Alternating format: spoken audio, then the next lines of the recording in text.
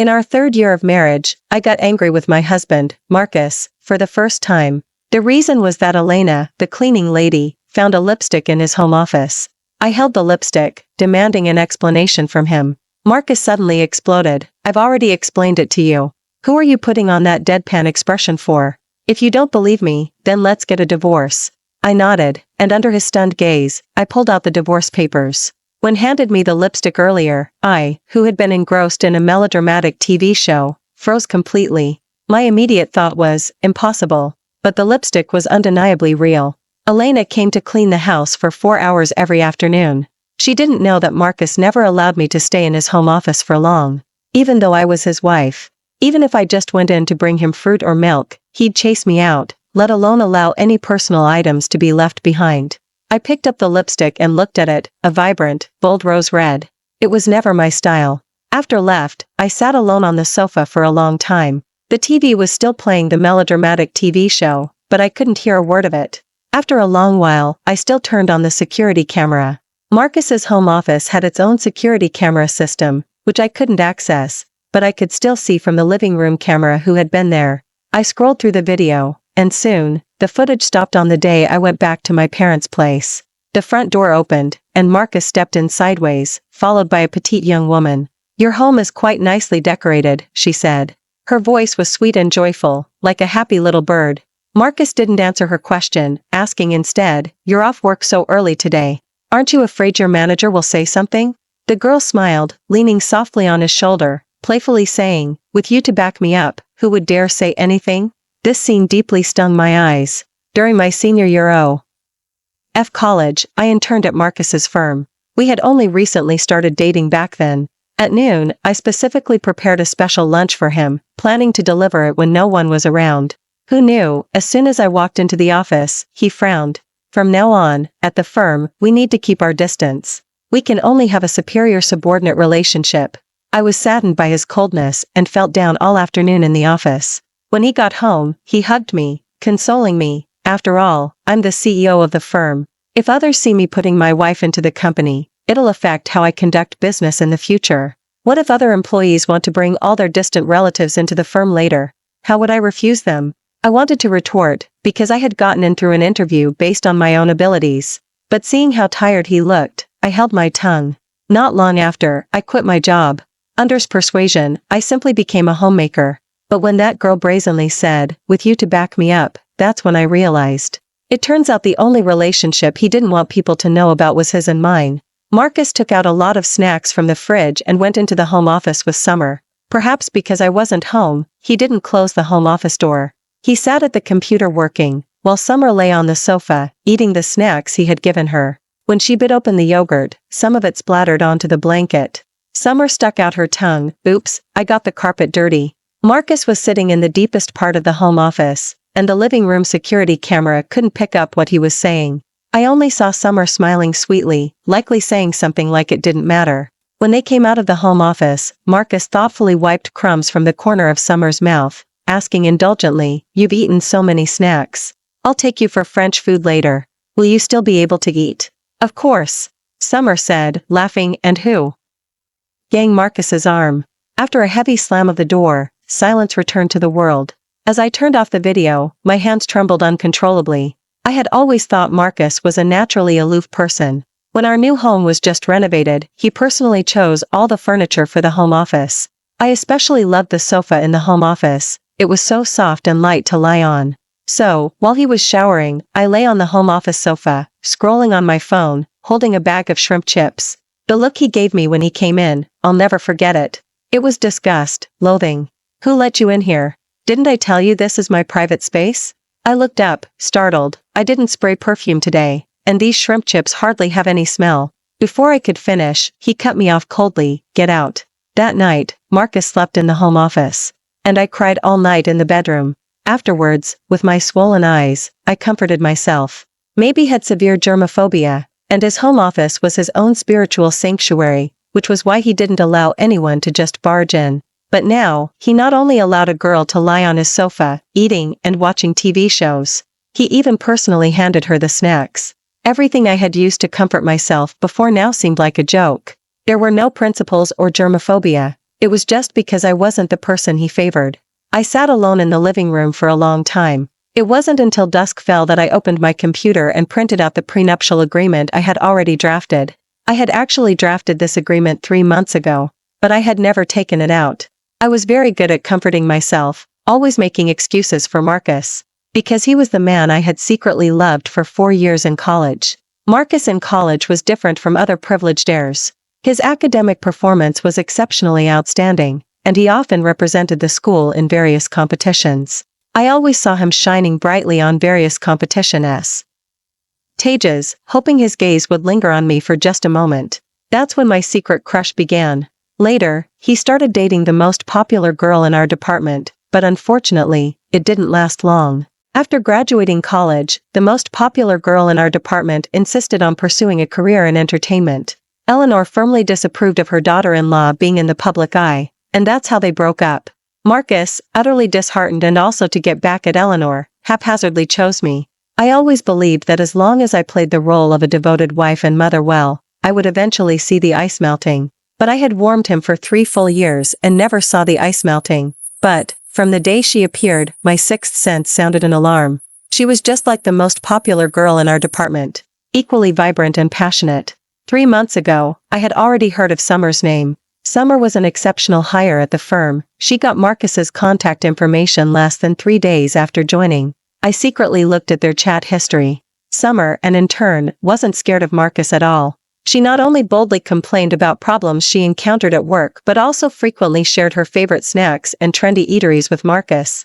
Marcus would also meticulously remember her favorite flavors. I had never received such treatment. When you truly like someone, they become your exception. Marcus, who was so serious about work, would patiently comfort Summer after she messed up, take her out for good food to lift her spirits, and even talk to her direct supervisor. Every time he sent a text to Summer, his lips would curl into an uncontrollable smile. He started coming home later and later. Occasionally, when he came home early, he'd be glued to his phone, typing away, with a smile in his eyes and on his face. It was just like how I used to eagerly wait for his replies during college. When I tried to communicate my dissatisfaction to him, he simply said, "We're just in a regular superior-subordinate relationship. Do you think everyone has a dirty mind like you?" This instantly cut off anything I wanted to say. Looking back now, his blatant disregard for my feelings was simply because he knew I loved him. But now, I wanted to take that love back. When I showed the lipstick to Marcus, his face was full of impatience. "It's just that new intern. She came to the house to drop off some documents the other day and accidentally left her lipstick on the sofa. Just throw it away, problem solved." What a pathetic excuse.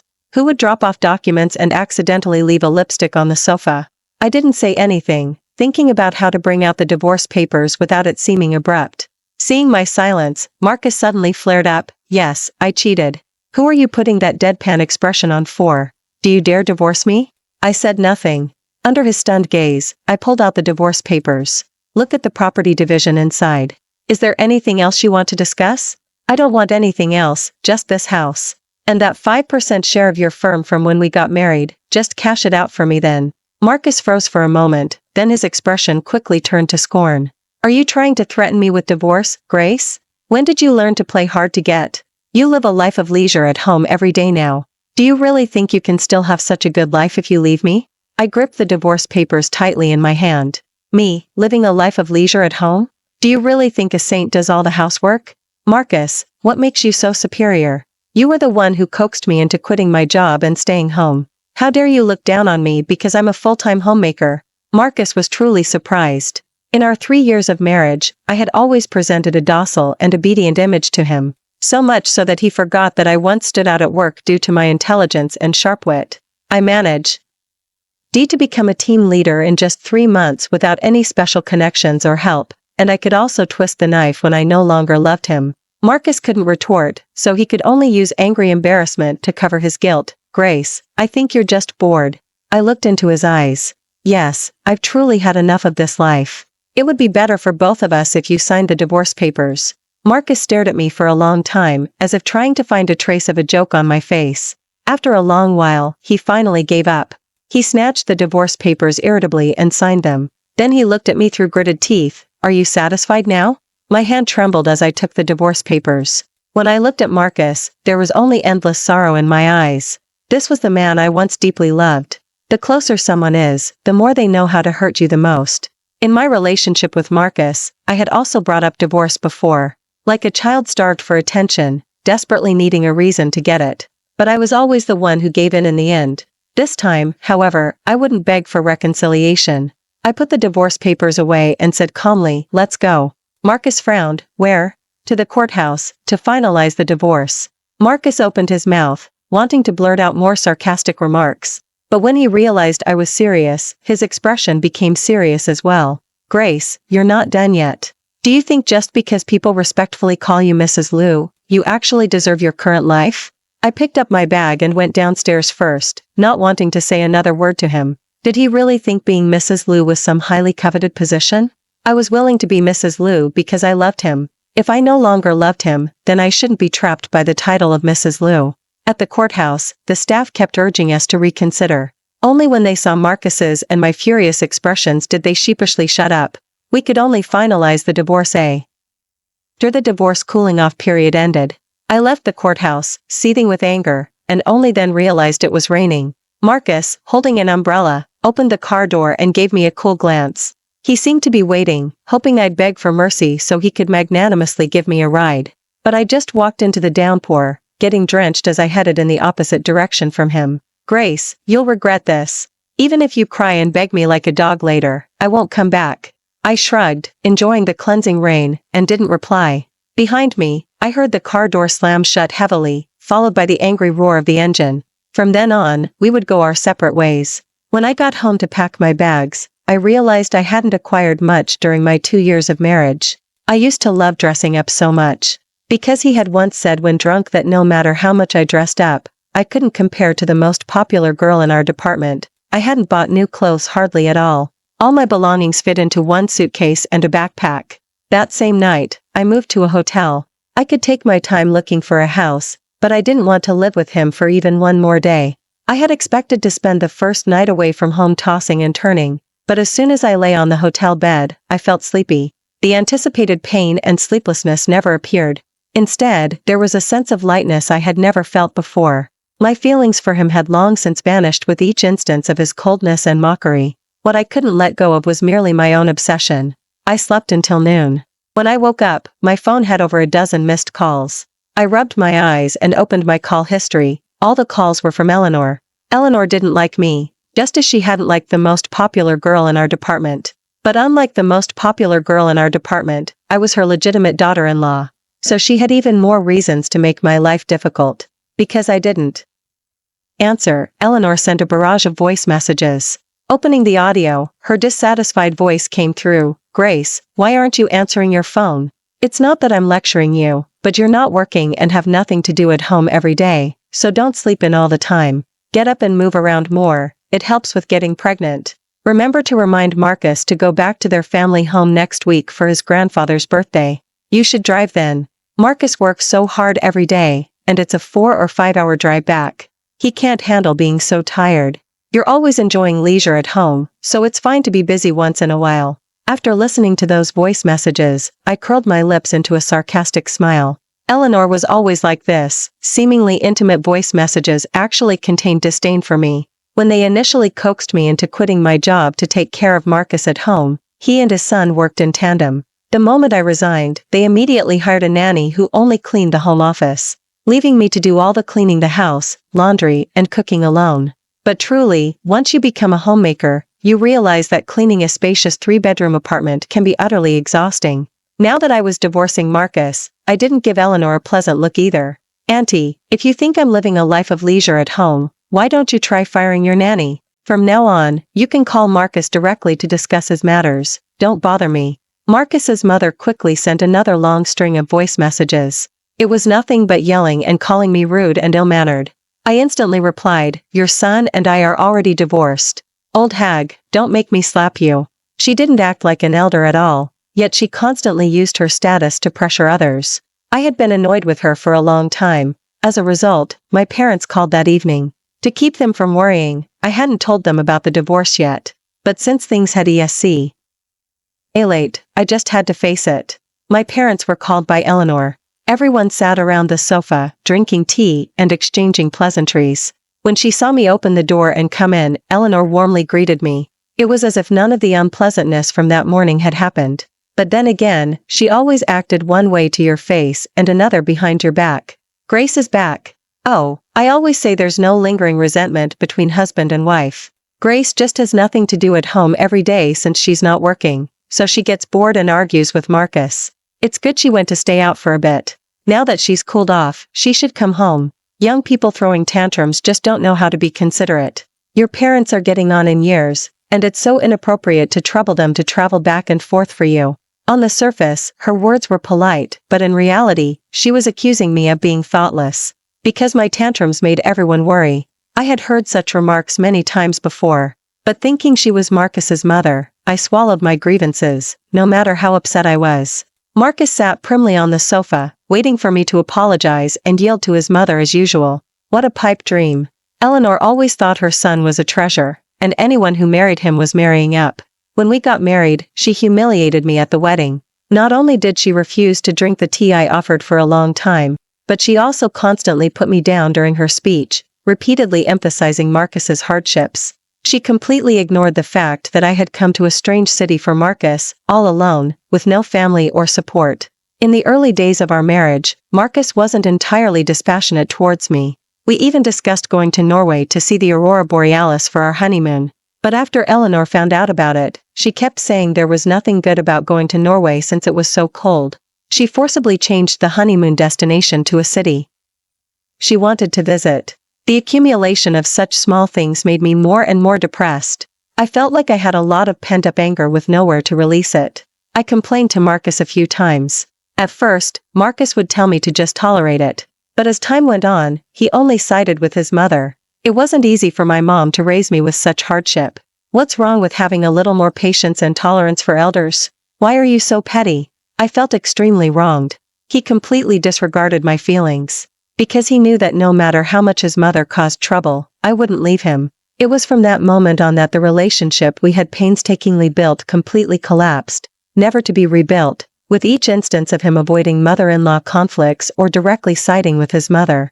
I truly couldn't stand Eleanor's passive-aggressive manner, so I retorted, if you hadn't meddled by calling my parents, they wouldn't have had to worry about this. Eleanor froze for a moment. I didn't give her a chance to speak. I continued, you always just bring up me not working and staying at home. You've truly forgotten how you looked when you persuaded me not to work. When I was at Marcus's firm, I helped him secure several crucial contracts. Would the firm be where it is today without me? Back then, I was already a department manager at Marcus's firm, earning $40,000 a month. Later, I resigned to do laundry and cooking at home. No matter how late Marcus socialized, he always came home to a hot meal and hot soup. He only gave me $5,000 a month. If I may be frank, any random nanny would earn more than what he gave me in a month, wouldn't they? From your tone, it sounds as if I received some great favor from your family. I wanted to continue speaking my mind, but Marcus got anxious. Grace, that's my mom. Please speak more respectfully. I looked at Marcus and slammed the cup on the table directly onto the floor. Water splashed, and with red eyes, I snarled, now you know about respect? All these years, when your mother disrespected me, you were like a turtle retracting its head, didn't dare say a word. To put it nicely, she's an elder. To put it harshly, any random stranger on the street would be kinder to me than her. Before, I respectfully called her mom out of consideration for you, but now that we're divorced, you still want to manipulate me? I'm telling you, it's impossible. You spineless man, all you do is point fingers at me and tell me to swallow my pride. Has your mother ever done anything decent all these years? By the end, my hands were trembling uncontrollably, as if all the grievances of so many years were finally being unleashed. My mom was startled. Seeing me so distraught, she quickly came to comfort me, her eyes red. I had always been someone who only shared good news. If I hadn't unleashed everything today, they probably wouldn't have known how wronged I had been in this relationship. Marcus fell silent again. But this time, his face no longer showed impatience, but a mixture of many complex emotions. I even saw a subtle hint of guilt in his eyes. Unfortunately, it was all too late. My mom embraced me. With this scene today, she had finally seen Eleanor's true character. My emotions had already collapsed to this extent, yet Eleanor was still subtly accusing me of holding grudges. She wiped away her tears and glared fiercely at Eleanor. Get out. Eleanor gave an awkward laugh. In-laws, how can you say such a thing? My dad waved his hand. Who are you calling in-laws? Grace has already divorced your son. We can't possibly be associated with a family like yours. After saying this, our family prepared to leave.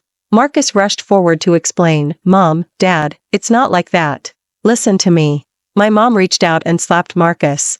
Eleanor grew anxious and instinctively tried to come over and grab my mom, but my dad stood in front of us like a mountain. Her outstretched hand attracted. My mom, with tears in her eyes, spoke every word weighty and clear. When wanted to marry you, I disagreed. I only have one daughter, and to make her feel secure in your family, we didn't ask for a single penny of bridal gift when she got married. We even provided a car as dowry, and $300,000 in dowry money. When she came back, she didn't have a single cent on her.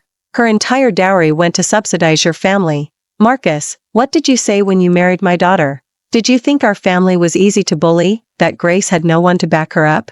It wasn't that Marcus had never thought about these things before. Only now, when someone pointed it out, did he feel ashamed. My parents escorted me out, stayed with me at the hotel for 2 days, and took me out to relax, before they had to go home for work reasons. I still needed to stay at the hotel for a while, waiting for the 1-month divorce cooling-off period to end. With my parents' support, I felt a huge weight lifted off my shoulders. I felt like I was back to being 20, carefree and unburdened. During this time, I had been scouting various industries, planning to start a small business of my own once Marcus's 5% share was transferred to me. Thankfully, I was still young, and there was still a chance to start everything anew. In the evening, I couldn't sleep, so I took my phone, intending to unbind it from the home's security camera system. But unexpectedly, I saw Summer. She was wearing a black business attire, which accentuated her youthful, graceful figure. At that moment, her hair and clothes were disheveled. Marcus looked drunk, leaning on her like a pile of mud. She was trying with some effort to move Marcus onto the sofa. At this moment, Marcus was still muttering, "Thirsty, I'm so thirsty." Summer rummaged through the fridge but only found 2 bottles of milk. Marcus took a sip and spat it out, angrily demanding, "Where's my watermelon juice?" Summer froze. "Where am I supposed to get you watermelon juice now? Just drink some milk and make do." Marcus frowned and instantly fell silent. Summer suddenly took off her jacket, revealing the camisole underneath. I was so disgusted I couldn't even look. Immediately after, Summer softly collapsed into Marcus's arms. "Marcus, you're getting a divorce. When are you going to marry me and take me home?" Under her weight, Marcus suddenly vomited all over the floor. A foul odor instantly spread. Summer frowned in disgust, trying to pull Marcus to the bedroom, but he abruptly shook her off. "Who told you I'm getting a divorce? I only have one wife, and that's Summer. Get out quickly, or I'll call the police." They struggled for a while longer, but Marcus's rejection was simply too obvious. Summer could only stomp her foot in anger and leave. Marcus stumbled 2 steps off the sofa, then sat next to the security camera, hugging a potted plant, and kept calling out, "Grace, I want watermelon juice." The only response he got was the mechanical ticking of the clock.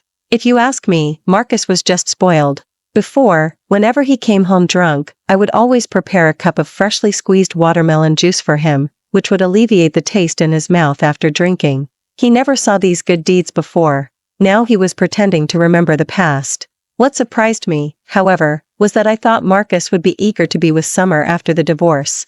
After all, from all the current signs, Summer was his exception. But's behavior now was somewhat baffling to me. I woke up once at 7 in the morning. Opening the security camera, I found Marcus staring blankly at the empty dining table. Before, whenever he came home drunk at night, I would make him light porridge and dishes in various styles, and then prepare them on the dining table before he woke up. This was the first time he woke up to nothing. Marcus sat at the dining table, smoked a cigarette, lost in thought, and then went to work in the SAM. He wrinkled clothes from yesterday.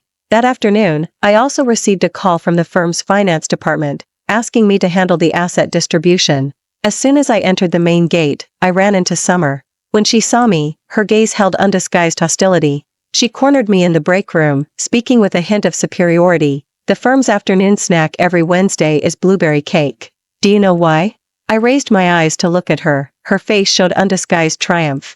After all, she was just a freshly graduated college student, and her arrogance was almost cute. "Since you're so confident in your love, why are you telling me all this?" Summer spoke with some pride. "I just want you to know your place."